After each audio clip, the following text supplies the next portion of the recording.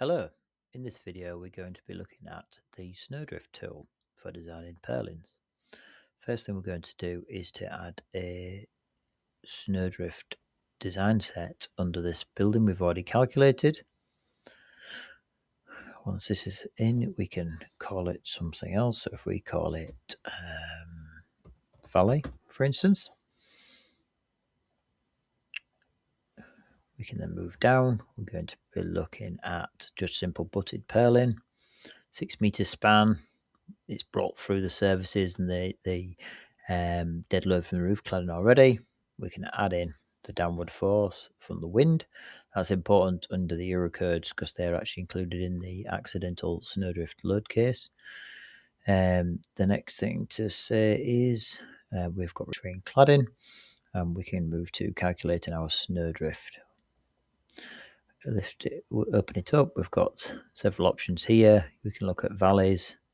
We can look at the parapets to the eaves, which are probably the two most common ones. And you've got abrupt change in height of roof, obstructions. So if we look at valley, this is split into left and right in case you haven't got symmetrical valleys. In this case, we'll just assume we've got a symmetrical valley, I think. So we will go for a increase in height of roofs.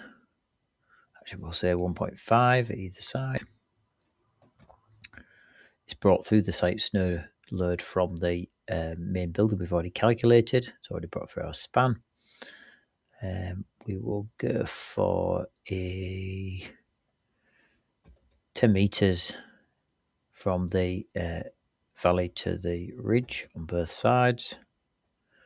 We'll go for it, assuming that is equal. Calculate. So it's come back with 10 meter drift, which is what you expect.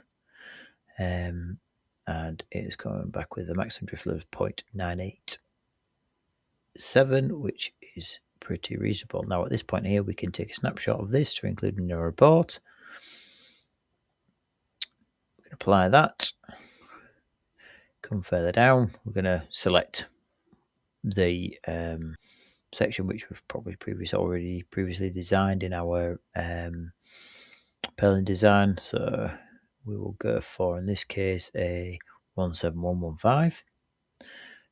Maximum purlin centers of 1.8. First purlin location 0.2 from the valley. And apart from that, we'll say no other fixed purlin locations. When we hit automate, now what's happened here is it has used the capacity of the section we've selected to then distribute the then space out purlins 1, 2, 3, 4, 5, and 6, so that it's getting maximum utilization within that area up until it gets back to a 1.8 meter centers that we specified at the beginning. You can come down here.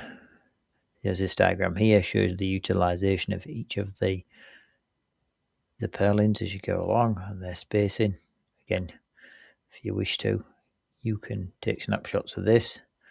If you hover over it, you can use Alt S to take it with the information showing.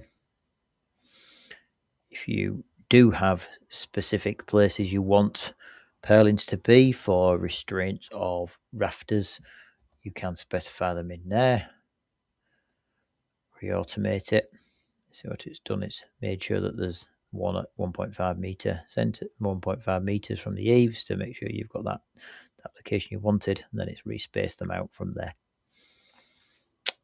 All right. Save that.